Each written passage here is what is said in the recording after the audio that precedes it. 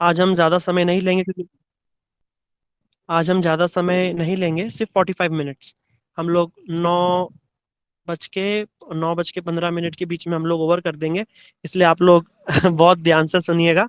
और next class में जब भी होगी, जब हम ये आज जो भी सुनाने वाले हैं उसके पॉइंट्स हम आपसे पूछेंगे, क्योंकि यहाँ से जो क्लास है बड़ी इंटरेस्टिंग हो जाएगी और बहुत इंपॉर्टेंट भी हो जाएगी कि कृष्ण की ही भक्ति क्यों, कृष्ण कौन है, कृष्ण के जन्म का क्या रहस्य है।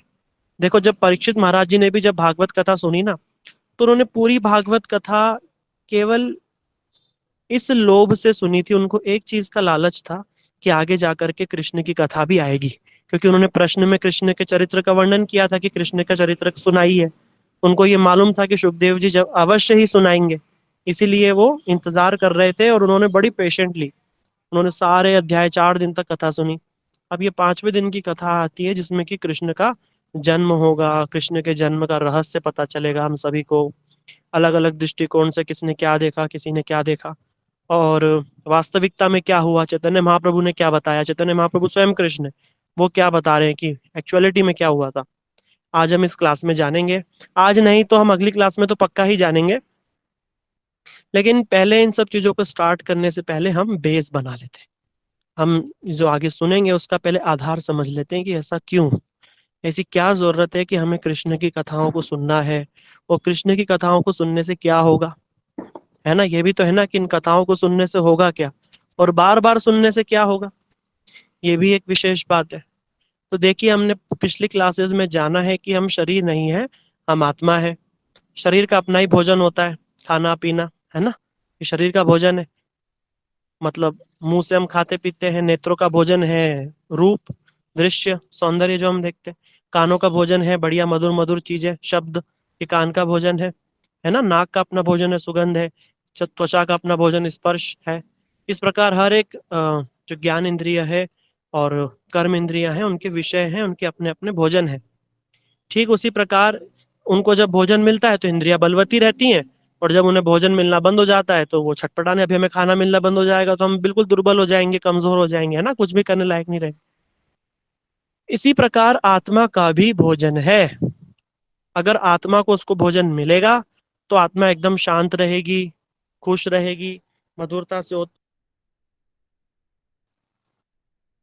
अगर उसको उसका भोजन नहीं मिलेगा तो वो अशांत हो जाएगी, है ना, उसको शांति नहीं मिलेगी। इसीलिए आत्मा का भोजन है यही भगवान की कथाएं, भगवान का नाम, भगवान का कीर्तन, भगवान के गुण, ये सब इस आत्मा का भोजन है।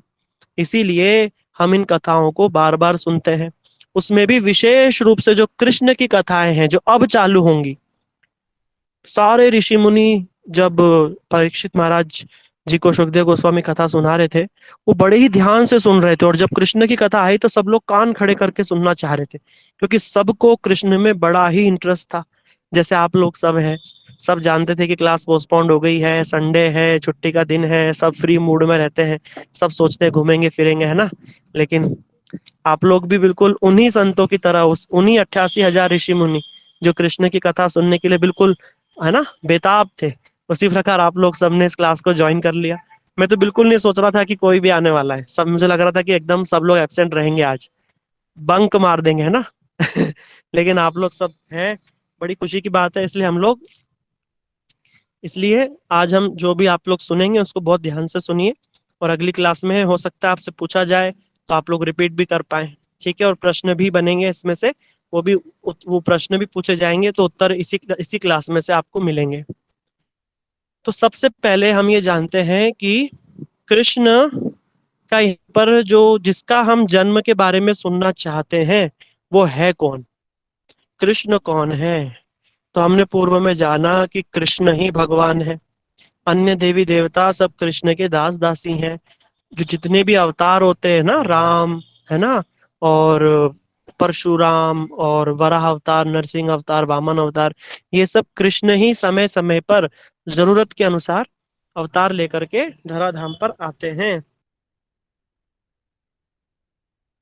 लेकिन कभी कभी भक्तों पर अनुग्रह करने के लिए स्वयं कृष्ण भी, है ना, कृष्ण भी किसी किसी युग में, किसी किसी मनवंतर में कृष्ण स्वयं ही आ जाते हैं। जैसे इस बार जो कलयुग गया उसके ठीक पहले जो द्वापर था, उसके द्वापर के अंत में स्वयं भगवान श्री कृष्ण, अवतार नहीं, अंश नहीं, स्वयं कृष्ण आए थे, जिन्होंने वृंदावन में बड़ी मधुर मधुर लीलाएं करी हैं। और वो कृष्ण ही भगवत्ता का सार है, उनसे ऊपर कोई भी नहीं है, उनसे ऊपर कोई भी नहीं है। सोचो, सर्व ब्रह्मांड, दुनिया के, विश्व ब्रह्मांड के जो मालिक हैं, वो वृंदावन में खेले हैं। वो हमारे ही भारत में उनका जन्म हुआ है, और हमारे ही भारत में उन्होंने दिव्य ज्ञान दिया है गीता का। बड़ी मधुर गोपियों के साथ लीलाएं करी हैं, बड़ी सुंदर बालकों के साथ लीला करी है, सखाओं के साथ, गोपियों के साथ उन्होंने लीला करी है। सब हमारे धरती पर ही हुआ, उसमें भी विशेष रूप से भारत में ही हुआ, है ना। तो हम लोग कितने सौभाग्यशाली हैं कि भगवान हमारे ही कुल में जन्म लिए हैं, और हम भगवान के कुल में हमारा जन्म हुआ है, माने सनातन संस्कृति में हमारा जन्म, हम लोग कितने भाग्यशाली हैं। इसीलिए कृष्ण हमारे पूर्वज हैं, और भगवान तो है ही। इसलिए कृष्ण की कथाओं को बिल्कुल ध्यान से सुनिए, और जब इन कथाओं को सुनेंगे तो सुनने से क्या होगा, हम कृष्ण को जानेंगे, और जानने से क्या होगा, जानने से अनुभूति होगी, और उससे प्रीति होगी। तुलसीदास जी कहते हैं, देखो, ऐसा नहीं होता कि डायरेक्ट प्रेम हो जाए किसी से, नहीं, डायरेक्ट प्रेम नहीं होता। पहले क्या होता है, जिस व्यक्ति को से हमको प्रेम होने वाला है ना, उसके बारे में हम जानेंगे कि वो कैसा है, वो कैसा दिखता है, कहाँ रहता है, उसको क्या पसंद है, क्या नहीं पसंद है, ये सब हम जानेंगे। जानने के बाद क्या होगा, उसको मानेंगे, थोड़ा थोड़ा अनुभव में आएगा, फिर धीरे धीरे धीरे धीरे प्रेम होता है। इसलिए तुलसीदास जी कहते हैं कि मैंने रामचरित्र मानस लिखी है, क्यों, ताकि सब राम को जाने। राम को जानेंगे तो क्या होगा, तभी तो प्रेम होगा ना, बिना जाने प्रेम थोड़ी ना होता है। तुलसीदास जी कहते हैं, जाने हूं ना बिनु होए परतीति, परतीति ना बिनु होए परीति। जब तक परतीति, परतीति माने जब तक अनुभव नहीं होगा, जब तक प्रेम नहीं होगा। इसलिए हम कृष्ण की भक्ति करते हैं, लेकिन अभी अभी हम अनुभूति नहीं है, इसलिए हमारा प्रेम भी नहीं है। लेकिन भक्ति करते करते, जानते जानते, एक दिन हमको अनुभूति हो जाएगी। अनुभूति संपन्न जो व्यक्ति होता है, उसका वास्तविक प्रेम भगवान से होता है। इसलिए हम भी कब तक कोशिश करते रहेंगे, जब तक हमें अनुभूति ना हो जाए।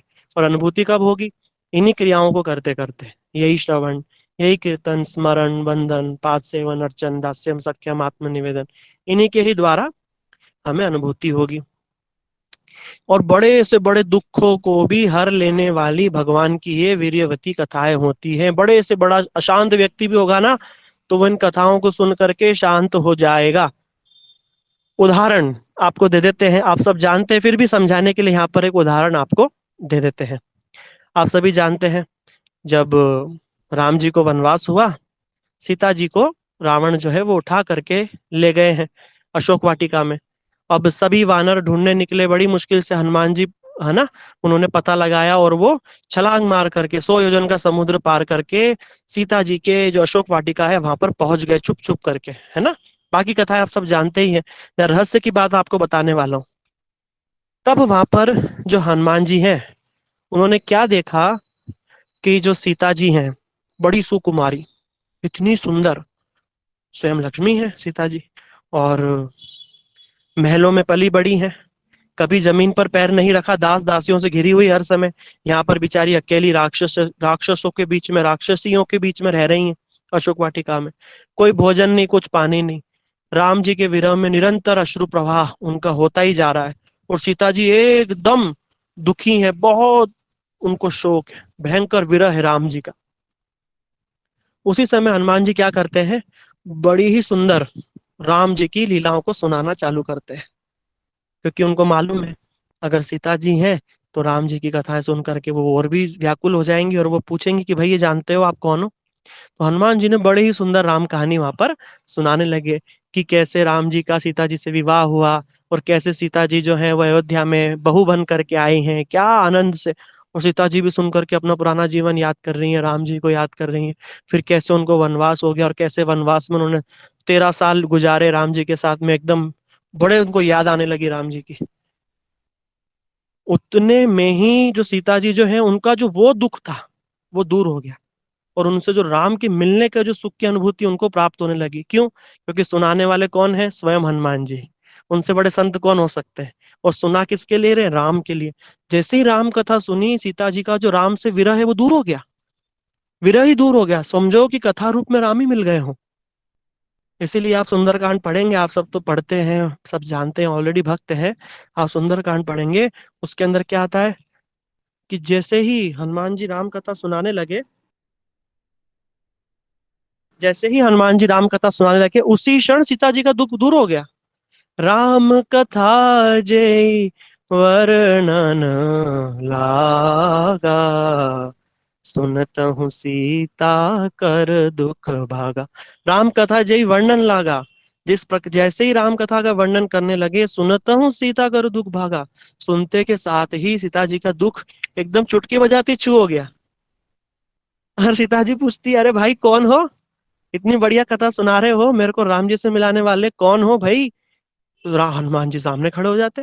वो देखती, बाबा ये कौन वानर है, कोई राक्षसों की माया तो नहीं, कौन हो भाई, कहाँ से आए हो। उन्होंने चूड़ामणि, उन्होंने राम जी ने अंगूठी दे दी सीता जी की। सीता जी समझ गई, बोलो भाई तुम कौन हो। राम दूत मैं मातु जान की, सत्य शपथ करुणा निधान की। राम दूत मैं मातु जान की, माता, माता सीता मैं उन्हीं राम जी का दूत हूँ। ये दास हनुमान आपके चरणों में प्रस्तुत है। इस प्रकार उन कथाओं को सुनने से ही सीता जी का विरह दूर हो गया। ये कृष्ण कथा, राम कथा में इतना बल है। सोचो कि स्वयं भगवान जिनको पति रूप में प्राप्त हो और वो किसी कारण से दूर हो जाए, तो उसका विरह क्या होगा, क्या दुख होगा, सोचो। मतलब एक बार अपने दिमाग से ही सही एक बार सोच करके तो देखो। हम हमारा हमारा बेटा होता है, बेटी होती है, पति होता है, पत्नी होता है, कभी किसी कारण से बिछड़ जाए, दूर हो जाए, हम सोच भी नहीं सकते उस बारे में। और किसी को राम पति रूप में प्राप्त हो और वो किसी कारण से छूट जाए या दूर हो जाए, और राक्षसों के बीच में, और उम्मीद भी नहीं कि आएंगे कि नहीं, सोचो क्या स्थिति रही होगी।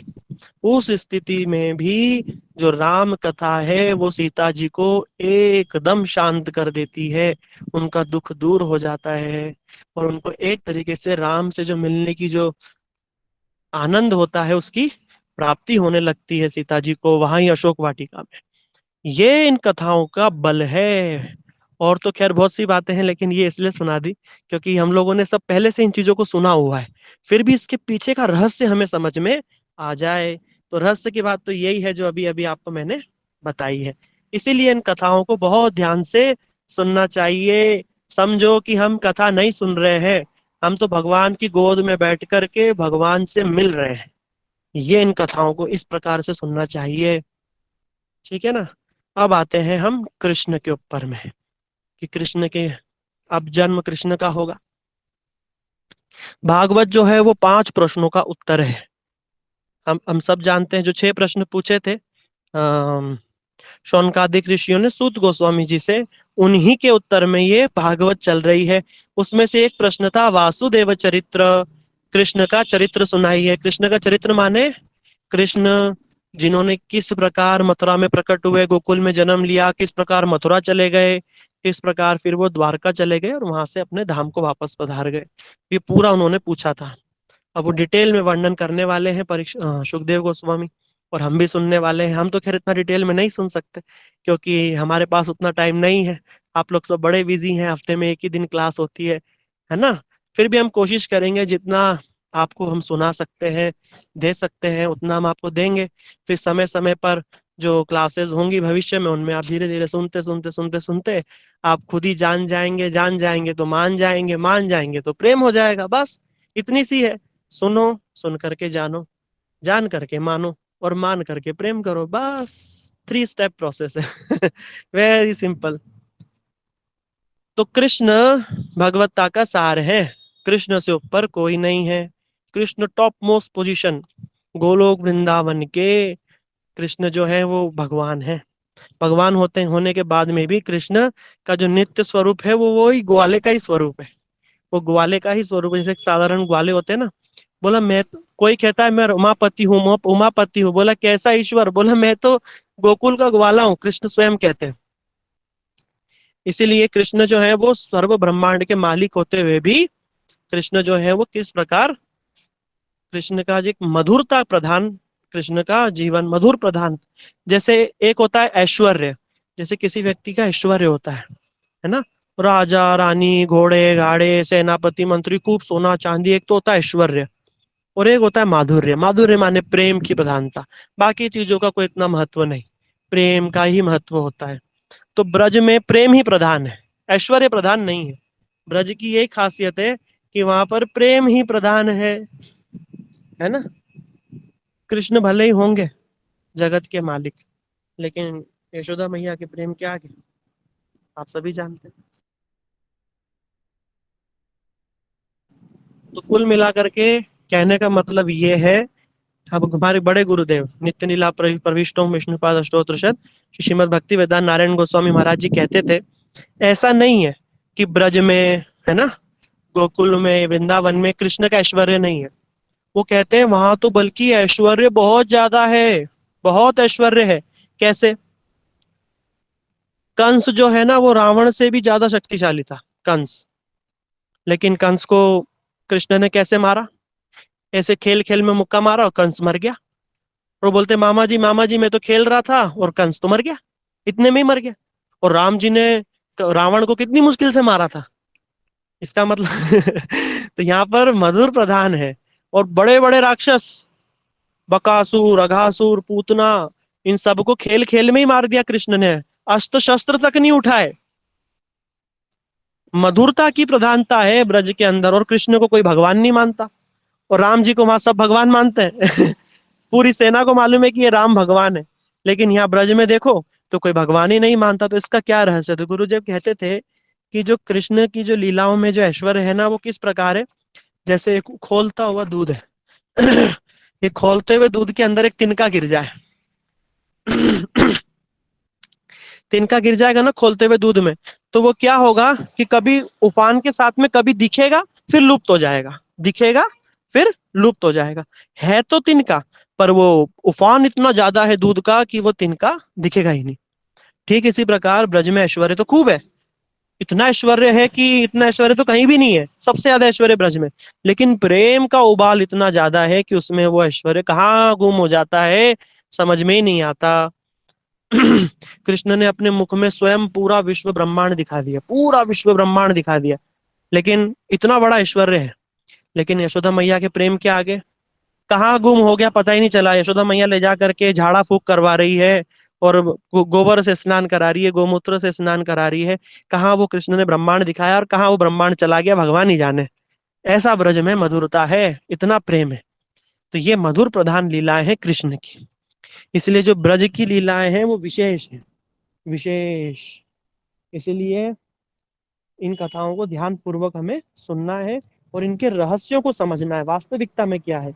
उसमें से एक सबसे बड़ा रहस्य है, वो है कृष्ण के जन्म का रहस्य।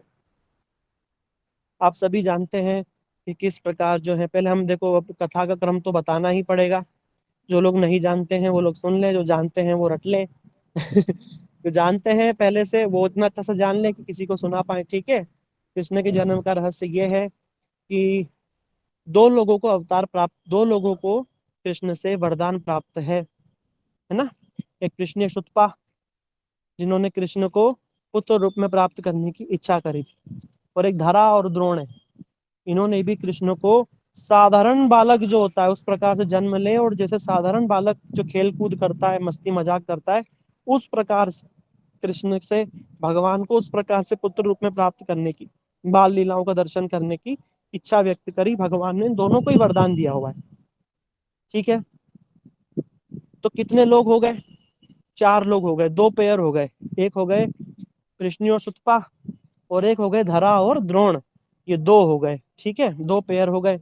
अब इनको भगवान ने वरदान दिया हुआ है। एक को तो दिया है कि सिर्फ पुत्र रूप में आना है, और एक को क्या वरदान दिया है कि पुत्र रूप में तो आना ही है, साथ ही साथ में समस्त, जैसे साधारण बालक का जन्म होता है, साधारण बालक जिस प्रकार से मस्ती करता है, खेलता है, कूदता है, शरारतें करता है, उस प्रकार से बाल लीलाओं को देखने का वरदान प्राप्त किया है।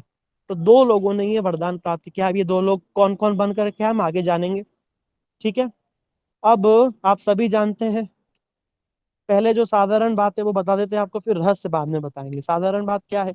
साधारण बात यह है कि देवकी और वसुदेव, देवकी जो है वो है ना, देवकी जो है वो कंस की जो है वो कंस की जो है भाई की पुत्री है। वैसे तो कंस तो राक्षस का पुत्र था, पर फिर भी अग्रसेन उग्रसेन महाराज जी का वो पुत्र है। वैसे तो राक्षस से जन्म हुआ है उसका, है ना, काल्यमन से। फिर भी काल्यमन नहीं, राक्षस का नाम ही भूल गया मैं। खैर, राक्षस से जन्म हुआ है कंस का। कंस तो राक्षस का पुत्र था, और कंस की माँ का नाम पद्मावती था। और देवकी जो है वो कंस की जो है चचेरी बहन है। फिर भी कंस अपनी चचेरी बहन से बड़ा प्रेम करता था। उनका विवाह वसुदेव से हो रहा था। वसुदेव कंस के मित्र थे, और वसुदेव बड़े ही धार्मिक और सत्य वचन बोलने वाले सत्यवादी राजा थे, राजकुमार थे। और वो कभी भी झूठ नहीं बोलते थे, और बड़े आदर्शवान, आचारवान और बड़े धार्मिक थे। और देवकी भी बड़ी सुंदर थी, और बड़ी शीलवान और बड़ी चरित्रवान थी। ठीक है। अब कंस उनका विवाह करा रहा था। विवाह में कंस जो है वो स्वयं रथ पर छोड़ने उनको अपनी ससुराल जा रहा था, देवकी को। उसी समय आकाशवाणी होती है, वे मूरख कंस, कि जिस देवकी को तू बड़े प्यार से ले जा करके छोड़ने जा रहा है, इसी का ही अष्टम गर्भ तेरा काल होगा।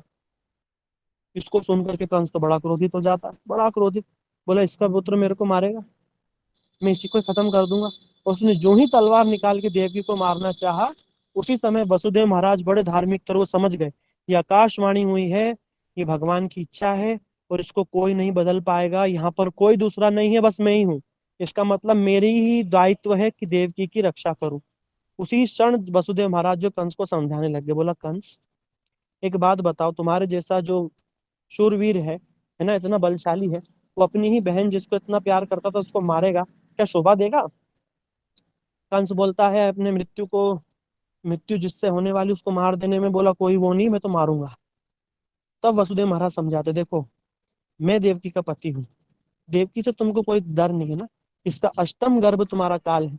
तो मैं वसुदेव तुम्हें वचन देता हूँ कि इसके समस्त जितने पुत्र होंगे, अष्टम गर्भ तक तुम्हें ला करके दे दूंगा। तुम उसको मार देना, तुम्हारा काम खत्म, तुम्हारी बदनामी भी नहीं होगी, और तुम्हारे को कोई मारने वाला पैदा भी नहीं होगा, और अपनी बहन को मारने का पाप भी तुम्हें नहीं लगेगा, और एक स्त्री के ऊपर हाथ उठाने का तुम्हारा अपमान भी नहीं होगा, जगत में तुम्हारा नाम भी बना रहेगा, कंस वीर बना रहेगा। कंस को बात समझ में आ गई, और वसुदेव महाराज जी की जो चाल जो उन्होंने फेंका उसमें कंस फंस गया। और वसुदेव जानता कंस जानता था कि वसुदेव महाराज कभी झूठ नहीं बोलते, कुछ भी हो जाए झूठ नहीं बोलते। जैसे युधिष्ठिर महाराज कभी झूठ नहीं बोलते, ऐसे वसुदेव भी कभी झूठ नहीं बोलते थे। ये बात कंस जानता था, इसलिए वो रेडी हो गया। अब उनको एक महल में कैद कर दिया। कैद करने के बाद में पहला पुत्र हुआ। पहले पुत्र को वसुदेव महाराज लेकर कंस के पास पहुंच गए। कंस को दया आई, उन्हें छोड़ दिया।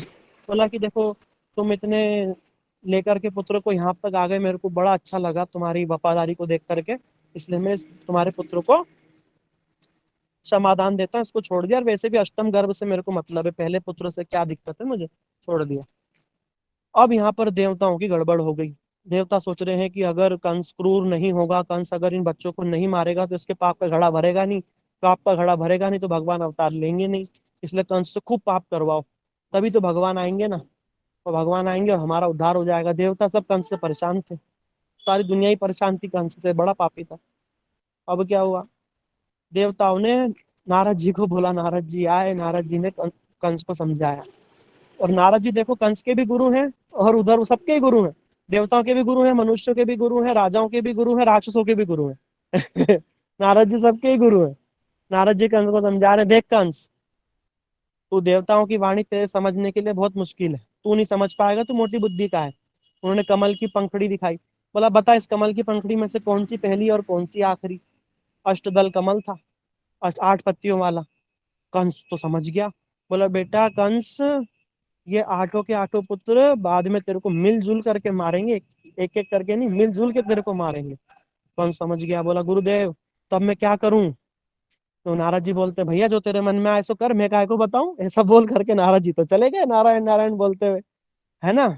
अब कंस ने बोला, अब वहां पे उस पहले बच्चे को छोड़ दिया था, वापस गया। वसुदेव महाराज जी जब पहले पुत्र ने कंस ने छोड़ा, जाकर देवकी को दिया। देवकी बड़ी खुश हो गई कि देखा, मेरे भैया इतने भी बुरे नहीं थे।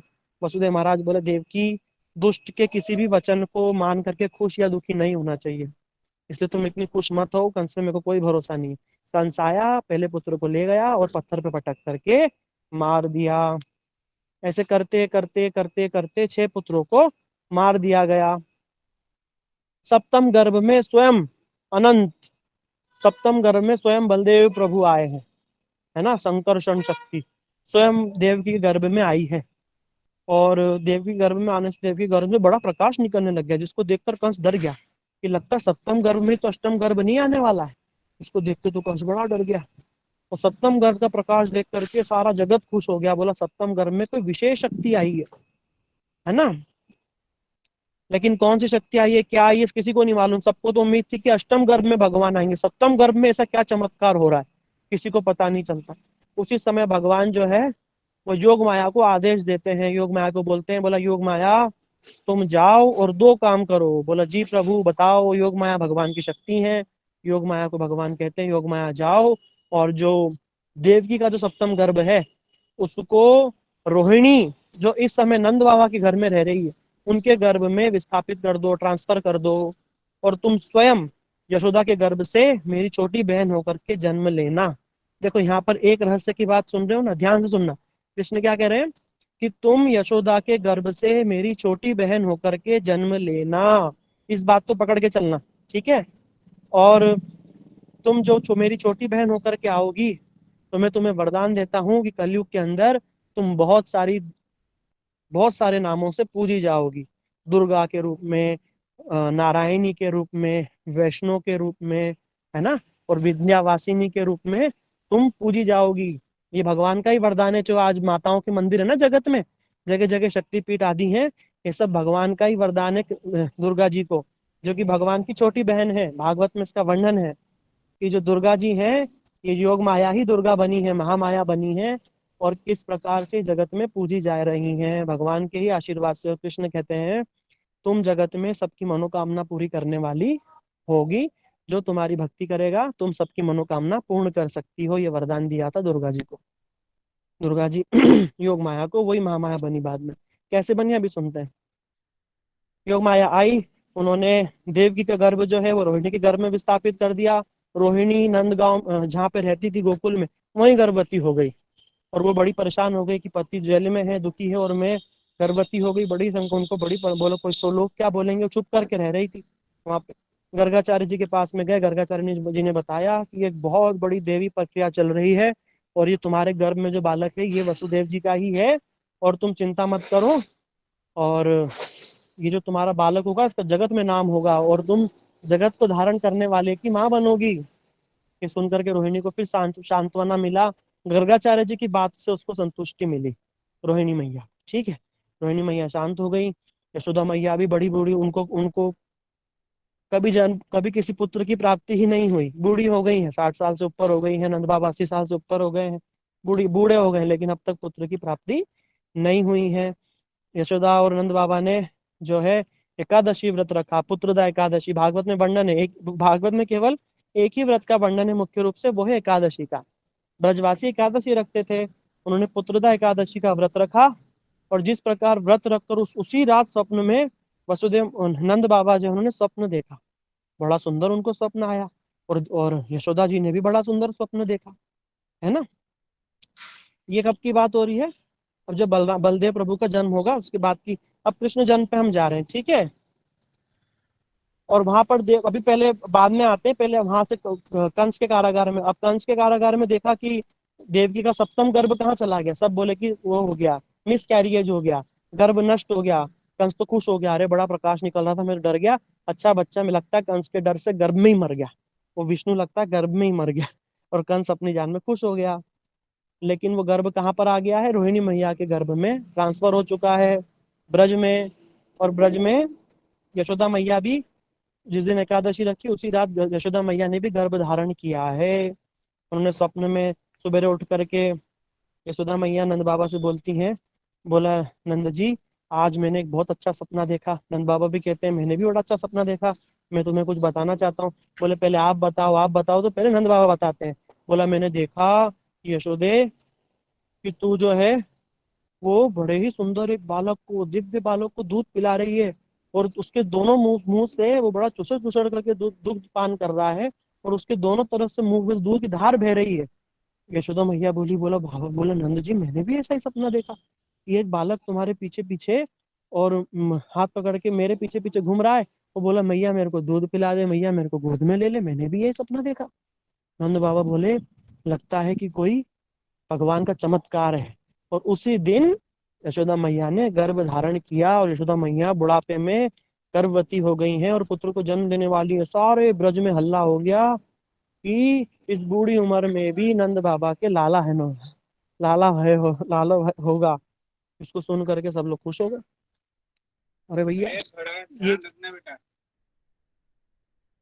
सब लोग खुश हो गए। बोला भैया ये क्या चमत्कार हो गया, बूढ़ी उम्र में भी नंद बाबा को बालक होने वाला है। सारे ब्रज में हल्ला हो गया और नंद बाबा भी बड़े खुश हो गए और यशोदा मैया भी बड़ी प्रसन्न हो गई। सारे ब्रज में धूम धड़ाका होने लगा, गोद भराई आदि रस्म सब चालू हो गई। अब वहां पर देवकी ने भी अष्टम गर्भ धारण कर लिया। अब दोनों का गर्भ साथ में ही चल रहा है, देवकी का भी और यशोदा मैया का भी साथ साथ चल रहा है, बिल्कुल एक साथ। और देवकी के गर्भ से फिर से प्रकाश नहीं करने लग गया, क्योंकि अब अष्टम गर्भ आ गया। अष्टम गर्भ में तो स्वयं भगवान ही आने वाले। और देवकी के गर्भ के प्रकाश को देखकर कंस फिर से डर गया। कंस तो उसके प्रकाश को ही सामना नहीं कर पाया, जब जेल में जाता तो अंधा जैसा हो जाता था। अब सारे विश्व ब्रह्मांड में खबर फैल गई कि अब तारणहार आने ही वाला है, भगवान का जन्म होने ही वाला है। और भगवान की इच्छा से जितने यदुवंशी हैं सब देवता हैं, देवता सब यदुवंशी होकर के देवताओं के अंश से सारे यदुवंशी पहले ही जन्म ले चुके हैं, समझ रहे हो। और भगवान जो है वो आने वाले हैं, भगवान आएंगे, देवी देवता तो सारे आएंगे ही आएंगे, है ना। इस प्रकार से अब अष्टम गर्भ दोनों तरफ में आ गया है। इधर यशोदा जी भी गर्भवती हो गई है और उधर अष्टम गर्भ देवकी का भी हो गया है। दोनों का साथ साथ में ही चल रहा है। अब गर्भ स्तुति होने वाली है। अब यहाँ पर जो गर्भ स्तुति है, जिसका आज हमारे टॉपिक में जो है गर्भ स्तुति, आप लोग इस श्लोक को याद भी कर लेना। ये जो गर्भ स्तुति है ना, ये बड़ी इंपॉर्टेंट है। जब भागवत शुरू हुई थी तो हमने आपको बताया था कि भागवत जो है वो परम सत्य का निरूपण करती है। भागवत का जो पहला श्लोक है वो क्या है?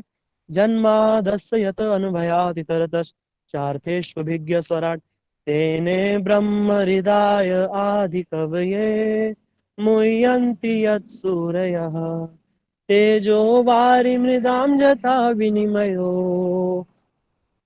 सत्यम परम धीमहि। तेजोवारी मताम यथा विनिमयो यत्र त्रिसर्गो मृषा धाम्ना स्वेन सदा निरस्तकुहकम सत्यम परम धीमहि। पहला श्लोक कहता है, जो वेद व्यास जी ने लिखा है, कि मैं उस परम सत्य का ध्यान करता हूँ। अब उन्होंने डायरेक्ट नहीं बोला कि मैं कृष्ण का ध्यान करता हूँ, उन्होंने बोला मैं उस परम सत्य मतलब जो भगवत्ता का सार है उसको प्रणाम करता हूँ। अब यहाँ पे जब सत्य बोल दिया ना, तो सब लोग अपना अपना लगा देते हैं, है ना। जो लोग ब्रह्म के उपासक है वो बोलते हैं यहाँ परम सत्य ब्रह्म की बात कर रहे हैं वेद व्यास जी। जो लोग दूसरे अवतारों को मानते हैं वो बोलते हैं देखो परम सत्य रूप में सत्य बोला है ना, सत्य स्वरूप तो ये है ये। सब लोग अपना अपना यहाँ पर फंडा लगा देते हैं। परम सत्य मतलब जो उनके देवता उनको परम सत्य बोल दिया। बोलो देखो यहाँ पे डायरेक्ट कृष्ण तो नहीं बोला ना, सत्य बोला है। इसीलिए ये सत्य का क्या रहस्य है, सत्य का क्या रहस्य है, ये बड़ा गर्भ स्तुति में इसका सॉल्यूशन है। इसलिए देखो अब जब गर्भ स्तुति हो रही है, सभी देवताओं को पता चल गया कि भगवान अष्टम गर्भ में प्रविष्ट हो चुके हैं, देव की गर्भवती हो चुकी है। तो देव की जब रात में शयन कर रही है, उस समय समस्त देवी देवता जो हैं वो वहां पे प्रकट हो गए हैं और गर्भ स्तुति करते हैं। गर्भ स्तुति का श्लोक कुछ इस प्रकार है। सत्यव्रतम सत्य परम त्रिसत्यम सत्यस्य योनि निहितं च सत्ये सत्यस्य सत्यामृतनेत्य मृतसत्यनेत्रं सत्यात्मकं त्वां शरणं प्रपन्ना सत्यात्मकं त्वां शरणं प्रपन्ना। देखो यहाँ पर भगवान की स्तुति कैसे कर रहे हैं। मैंने बोला ना, देखो पहले भागवत का पहला श्लोक बोलता है कि मैं उस परम सत्य का ध्यान करता हूँ। भगवान का नाम तो लिया ही नहीं कि मैं उस परम में कृष्ण का ध्यान करता हूँ। उलझ गई कैसे। लेकिन यहाँ पर सुलझ गई कैसे, कैसे सुलझ गई। यहाँ पर देवता भगवान को भगवान नहीं बोल रहे हैं। जन्म गर्भ में कौन है? कृष्ण है। देव की गर्भ में कौन है? कृष्ण है। लेकिन यहाँ पर उपयोग क्या हो रहा है, गर्भ में क्या बोल रहे हैं स्तुति में? सत्य व्रतम। बोला हे प्रभु आप सत्य व्रत हैं, आपके व्रत ही सत्य है। सत्य परम। बोला आप परम सत्य हैं। त्रिसत्यम। त्रिभुवन में आपसे बड़ा सत्य कुछ नहीं है। सत्यस्य योनि। आपका सब कुछ सत्य है। निहितम च सत्य। सत्य ऋतनेत्र सत्यम। बोला प्रभु सत्य सत्य सत्य सत्य करके भगवान की स्तुति करी। इससे क्या सिद्ध हो गया? कि जो गर्भ में है यही सत्य है, परम सत्य है। भगवान के देखो उसमें क्या बोला, सत्य परम, और वहां पर भी बोला सत्यम परम धीमहि। दोनों तरफ एक ही शब्द का उपयोग हुआ है, इसलिए इसका मतलब जो भागवत का पहला श्लोक था वो कह रहा था कि परम सत्य माने परम सत्य है भगवान श्री कृष्ण, जिनकी स्तुति देवता गर्भ में कर रहे हैं, सेम शब्द से ही कर रहे हैं, तो सारा कंफ्यूजन दूर हो गया। इसलिए महाप्रभु और गौड़ीय वैष्णव और विशेष रूप से हमारी जो गुरु परंपरा है, इसमें इन रहस्यों को बड़े साधारण रूप में बता दिया। इन चीजों को समझना बड़े बड़ों के लिए बड़ा कठिन है, जो आज आप सुन रहे हो ना, मेरे जैसा तुच्छ बालक इन सब बातों को बोल रहा है, बहुत बड़ी बात है। ये सब गुरु वर्गों की महिमा है, महाप्रभु की परंपरा है, धन्य है हम लोग जो इतना दिव्य ज्ञान जो कि बड़ा छुपा हुआ है, कि अच्छे बड़े बड़े नहीं निकाल सकते इस रहस्य को। और देखो मेरे जैसा अदना बालक बोल रहा है और आप जैसे महान सब लोग बैठ करके सुन रहे हैं, है ना। क्यों सुन पा रहे हैं? एक ही चीज हमने करी है, हमने अच्छे संतों को अपने जीवन में स्वीकारा है, बस यही कारण है कि इन चीजों को हम जान पा रहे हैं, समझ पा रहे हैं। और कृष्ण हमको जनाना चाहते हैं, और भगवान को वो ही जान सकता है, भगवान के रहस्यों को वो ही जान सकता है जिसको भगवान जनाना चाहते हैं। वरना सोचो कितने लोग क्लास किया था, कितने लोग इन बातों को सुन पा रहे हैं, 10% भी तो नहीं सुन पा रहे। क्यों? क्योंकि भगवान उनको नहीं जनाना चाहते थे। इसलिए जिसको भगवान जनाएंगे वो ही जानेगा। तुलसीदास जी कहते हैं रामचरितमानस में, सो जानत जेई देह जनाई, सो जानत जेई देह जनाई। ये वही जान पाएगा जिसको भगवान स्वयं जनाएंगे, है ना। कौन? यमे वेश वृणुत तेन लभ्यस्तस्यैष आत्म विवृणुत तनुम स्वाम। जिसको भगवान जनाएंगे वो ही जान पाएगा। इसको ना कोई बहुत बढ़िया बढ़िया श्लोकों से, कोई बहुत बढ़िया बढ़िया पूरा वेद पर सब कुछ रट ले तो भी नहीं जान सकता। एक चीज से जान सकता है, भगवान जनाएंगे तो जान लेगा। ठीक है, आप सबको समझ में आ रहे हैं? यहाँ पर अभी मैंने बताया कि किस प्रकार जो गर्भ स्तुति करी है उसमें भगवान को सत्य सत्य बोल करके स्तुति करी है। गर्भ में कृष्ण है, देवकी के गर्भ में कृष्ण है, और देवता सारे सत्य सत्य बोल करके स्तुति कर रहे हैं। और भागवत का पहला श्लोक भी बोल रहा था कि मैं उस परम सत्य का ध्यान करता हूँ। इसका मतलब जो भागवत है उसके अनुसार परम सत्य भगवान श्री कृष्ण है, माने कृष्ण ही भगवान है, बाकी सब उनके अवतार और देवी देवता आदि सब उनके दास दासी हैं जो हाथ जोड़े गर्भ के सामने खड़े हुए हैं। समझ गए सब? आ गया रहस्य की बात समझ में? यहाँ पर बड़े रहस्य की ये गर्भ स्तुति जो है, ये बड़े रहस्य की बात है, बड़े रहस्य की बात है। अब आगे जाकर के किस प्रकार कृष्ण का जन्म होगा, वो साधारण कथा हमको मालूम है कि कृष्ण का किस प्रकार जन्माष्टमी के दिन रोहिणी नक्षत्र में भाद्रपद में और रात में ठीक 12 बजे कृष्ण का जन्म हुआ। और किस प्रकार वसुदेव जो है वो तंद्रा की अवस्था में, न जागृत न स्वप्न, कैसे बीच की अवस्था में कैसे कृष्ण को गोकुल छोड़ आए हैं, और गोकुल से एक बालिका को लेकर के आए हैं। ठीक है, अब जब यशोदा के गर्भ से किसका जन्म हुआ है? योग माया का। और कृष्ण का जन्म हुआ है देवकी के गर्भ से, तो योग माया कृष्ण की छोटी बहन बनी कैसे? नहीं बन पाई ना। वरदान क्या दिया था कि तुम मेरी छोटी बहन के रूप में जन्म लोगी और बाद में तुम महामाया बन करके जगत में दुर्गा रूप में पूजी जाओगी, लेकिन छोटी बहन तो बन ही नहीं पाएंगी। अगर यशोदा के गर्भ से योग माया का जन्म होगा और देवकी के गर्भ से कृष्ण का जन्म होगा, तो छोटी बहन कहाँ हुई? छोटी बहन माने छोटी बहन जो एक ही माँ के दो बच्चे, एक बड़ा भाई एक छोटी बहन, पर वैसा तो नहीं हो पाया है। तो रहस्य की बात क्या है? बड़े बड़े रहस्य की बात है। और दूसरा, देवकी और वसुदेव इन्होंने भगवान को पुत्र रूप में प्राप्त किया। पुत्र रूप में तो प्राप्त किया, लेकिन उनका बाल लीलाओं का तो दर्शन ही नहीं किया, जो मैंने पहले बताया था कि वरदान मिले हैं, है ना।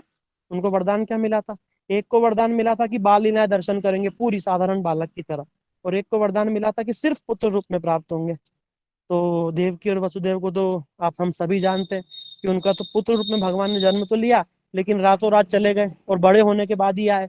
तो पुत्र उनकी भगवान की बाल लीलाएं तो देख ही नहीं पाए। तो ऐसा कौन था दूसरा, ऐसा कौन सा दूसरा जोड़ा था जिसको भगवान पुत्र रूप में प्राप्त भी हुए और सारी लीलाओं का भी दर्शन किया?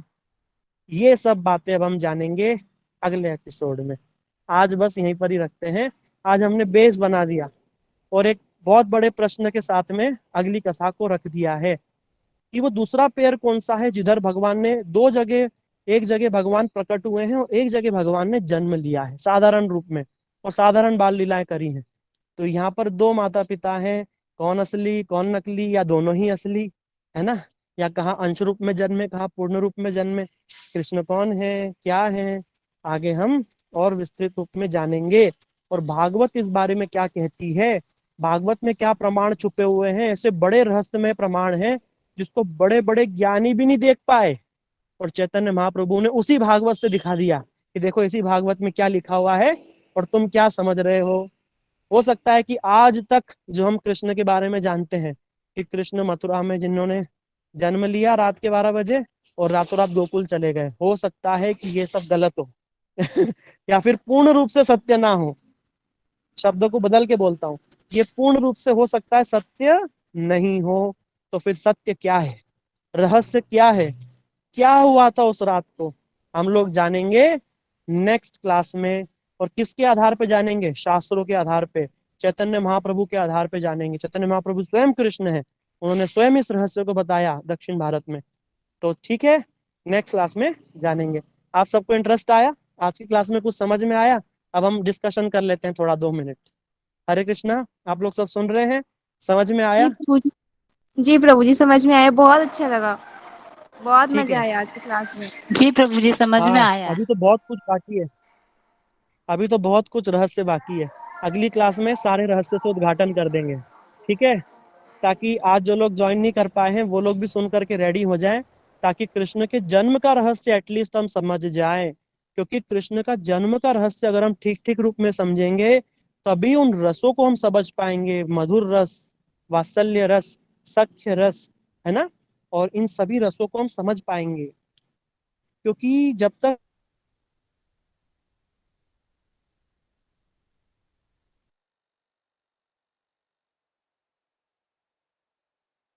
होगा।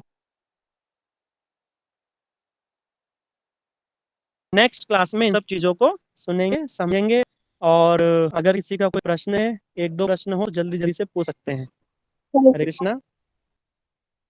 अभी जो मैंने प्रश्न रख दिया वो नहीं पूछना कि आगे क्लास में क्या सुनाने वाला हूँ, और कोई प्रभु प्रश्न हो जी तो पूछ दंडवत सकते हैं, प्रणाम। ठीक है? पूछिए। प्रभु जी, आपने धन्यवाद, प्रणाम। शुरू किया था टॉपिक ये धरा और द्रोण, एक बताए थे कपल और दूसरा कपल का नाम कुछ बताए थे, इनमें से कौन? कृष्णी और सुत्पा। कृष्णी और सुतपा। हाँ, कृष्णी और और सुत्पा। इनमें से कौन सा जो है वासुदेव और देवकी बने और कौन से वो चलो मैं आपको यशोदा? हिंट देता हूँ, आप ही, चलो मैं आपको हिंट देता हूँ, आप ही उत्तर दो। धरा और द्रोण को भगवान ने वरदान दिया था कि मैं तुम्हारे घर साधारण पुत्र की तरह जन्म लूंगा, और साधारण पुत्र जिस प्रकार की क्रियाएं करता है, नटखट होता है, माता के जैसे प्रेम होता है, माँ का जैसे पुत्र से प्रेम होता है, वो सब क्रियाएं मैं करूंगा। ये वरदान दिया था द्रोण और धरा को। हाँ जी। और दूसरा प्रेयर है जो कृष्ण और सुतपा, उनको वरदान दिया था, उन्होंने केवल ये वरदान मांगा था कि आपको पुत्र रूप में प्राप्त करना चाहते हैं, तो उनको भगवान पुत्र रूप में प्राप्त हुए, बस पुत्र रूप में प्राप्त। ठीक है प्रभु जी, समझ आ गया, क्लियर हो गया अभी। हाँ जी। आप ही बताइए प्रभु क्लियर जी। हो गया प्रभु जी ये। हाँ क्लियर हो जी, गया ना? क्लियर हो गया तो बस नेक्स्ट क्लास में बताएंगे, हाँ ठीक जी, है? आप समझ गए ना? समझ गया, बस समझ ठीक गया, है। बिल्कुल। थैंक मुझे लगता है कि सभी लोग समझ गए होंगे, जो नहीं समझा वो अगली बार समझ जाएंगे और बड़े यू प्रभु जी। हरे कृष्णा प्रभु जी। भागवत। हाँ माता जी बताइए। प्रभु जी, मैसेजेस भी आए हुए क्वेश्चंस के, मैं बोल दूँ एक बार? हाँ बोलो। हाँ जी। तो ये सपना दीदी का क्वेश्चन है, रोहिणी माँ वासुदेव जी की पत्नी थी? किसकी? वसुदेव जी की। हाँ, रोहिणी जो है ना वो वसुदेव जी की 8 पत्नियां थी, ठीक है? तो उनमें से एक रोहिणी भी थी।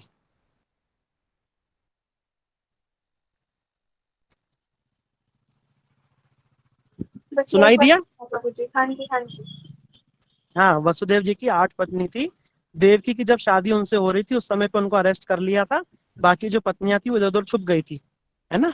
तो उसमें से रोहिणी जो है वो गोकुल में आकर छुपी थी, ठीक है ना, क्योंकि उनको मालूम था कि हो सकता है कि सब कोई ना पकड़ के जेल में डाल दें वो, इसलिए सारी उनकी जो पत्नियां थी इधर उधर छुप गई थी। अक्रूर महाराज ने छुपा दी थी, है ना, अक्रूर जी ने। तो रोहिणी को कहाँ छुपाया था? नंद गोकुल में छुपाया था, नंद बाबा के पास में। ठीक है।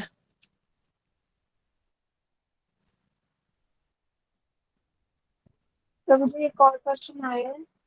हाँ पूछिए। रोहिणी जी, अ, रोहिणी माता नंद बाबा के घर पे रहती थी? हाँ, रोहिणी जी नंद बाबा के घर पर ही रहती थी, पर छुप करके। और क्यों रहती थी? नंद बाबा और रोहिणी जी आपस में क्या लगते हैं आप लोग सब नहीं जानते होंगे, लेकिन मैं आपको बता देता हूँ। वास्तव में जो वसुदेव जी हैं और नंद बाबा हैं, ये आपस में भाई ही लगते हैं। दोनों दोनों भाई लगते हैं। कैसे? आप लोग समझने की कोशिश कीजिए, थोड़ा सा समझिए। नंद बाबा के पिता हैं परिजन बाबा, ठीक है, और वसुदेव महाराज हैं, उनके पिता हैं शूरसेन महाराज, ठीक है। परिजन बाबा के पिता और शूरसेन महाराज के पिता एक ही हैं। ये एक ही राजा की संतानें हैं, केवल माँ अलग अलग थी, ठीक है। एक ही राजा की दो पत्नी थी, एक थी क्षत्रिय पत्नी जिससे ये वाला वंश चला, यदुवंशी जो क्षत्रिय हैं, और एक ही राजा की दूसरी पत्नी अहीर जाति की थी जिससे यदुवंश चला, जो ग्वाले हैं। परिजन बाबा आदि नंद बाबा भी उसी परिवार में आए। और जो क्षत्रिय परिवार है उसके अंदर कौन है? वसुदेव महाराज आदि, शूरसेन वसुदेव महाराज, ये परिवार है। वास्तव में पिता के दृष्टिकोण से तो एक ही परिवार है, ठीक है। इसलिए नंद बाबा वसुदेव महाराज, वसुदेव जी के रिश्तेदार, मतलब भाई भी लगते हैं संबंध में, और मित्र भी हैं, बड़े बड़े क्लोज मित्र भी हैं। इसीलिए उनके वहां पे निश्चिंत रूप से अपनी पत्नी को भेज दिया कि पत्नी वहां पर सुरक्षित रहेगी, इसलिए उनको वहां पर भेज दिया, ठीक है। मेरे को, मैं समझा पाया कि नहीं समझा पाया, लेकिन आप लोग समझ लेना, बार बार सुन के मैंने क्या सुनाया है यहाँ पर। दोनों भाई भी लगते हैं, ठीक है, और अच्छे मित्र भी हैं।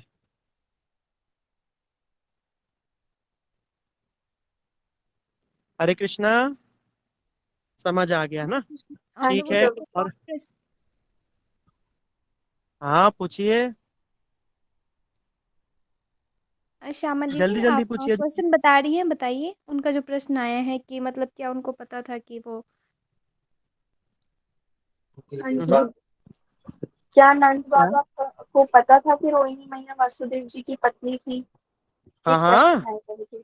हाँ हाँ पता था, उनको तो मालूम था। पहले छुपा करके रहती थी, वो छुप करके रह रही थी पहले तो।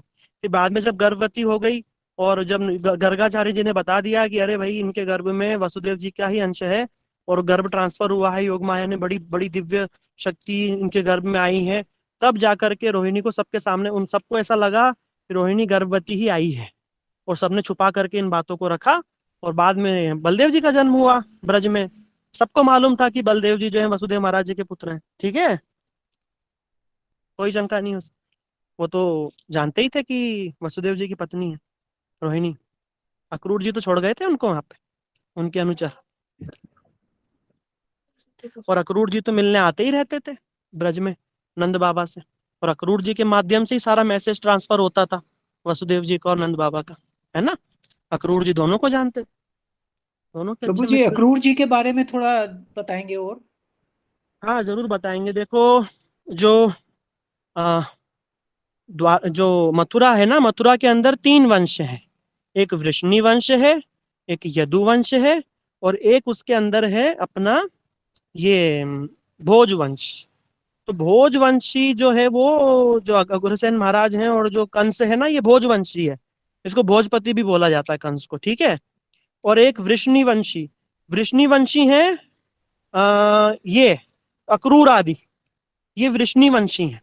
और यदुवंशी हैं शूरसेन महाराज, और जिनके जिन शूर जो यदुवंशी कौन है? जो कृष्ण ने जैसे प्रकट हुए थे मथुरा में, ये यदुवंश में प्रकट हुए थे, जिसमें शूरसेन वसुदेव महाराज ये यदुवंशी हैं। और वृष्णि वंशी जो है वो ये अक्रूर महाराज आदि।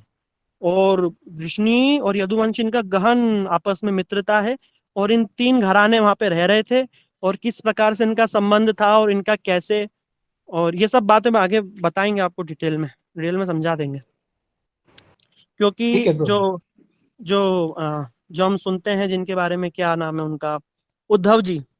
उद्धव जी भी वृष्णियों के मंत्री थे, वृष्णि नाम प्रभव मंत्री।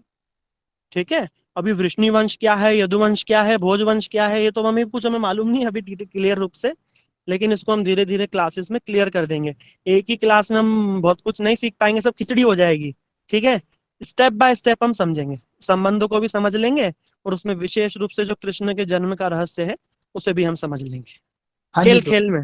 Thank you sir. आज भी आप बहुत स्टेप कुछ बाय जाने स्टेप ही हैं। अच्छा लगेगा प्रभु जी, इतना हाँ हाँ इजिली ग्रास्प हो जाएगा स्टेप बाय स्टेप करेंगे तो। हाँ, स्टेप बाय स्टेप में इजीली ग्रेस्पिंग हो जाएगी, क्योंकि मैंने भी एक बार में ये सब नहीं समझ में आया, बहुत मुश्किल से समझ में आया, क्योंकि बहुत सारे घराने, कहाँ अग्रसेन महाराज है, उनका अपना भोज वंश है, ये तो मैंने खुद की स्टडीज से आपको ही बता रहा हूँ सारी बातें। साधारण रूप में तो इन सब पे डिस्कस नहीं किया जाता है, कोई नहीं समझ जानता है इन सब चीजों को, साधारण रूप में कोई ना कोई भागवत में सुनाता है, ना ही कोई सुनता है। लेकिन आप लोग पूछ रहे हो, ये बड़ी अच्छी बात है, और मुझे भी कोइंसिडेंटली मालूम है, इसलिए बता रहा हूँ, वरना हमें भी क्या मालूम है, हम भी बस कोइंसिडेंटली मालूम था तो बता दिया, बस ये वाली बात है।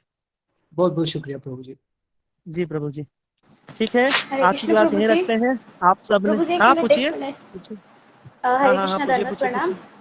प्रभु जी दंडवत आपको ये प्रणाम। सब कहाँ से आपने पढ़ा, क्योंकि भागवत गीता में तो मुझे कहीं पे भी नहीं मिला ये सब कुछ, आपने कहाँ से ये सब भगवत कुछ गीता पढ़ा नहीं, कि भागवतम, भागवतम के अंदर ये सारी बातें हैं ना, आप टीका जी वाली पढ़नी पड़ेगी, जिसके अंदर कमेंट्री है ना जीव गोस्वामी की, और हमारे श्रीधर स्वामी पाद जी की, सनातन गोस्वामी जी की, इन सब की, जो विष्णु चक्रवर्ती ठाकुर पाद जी की, उन टीकाओं में इन सारे रहस्यों को बताया गया है।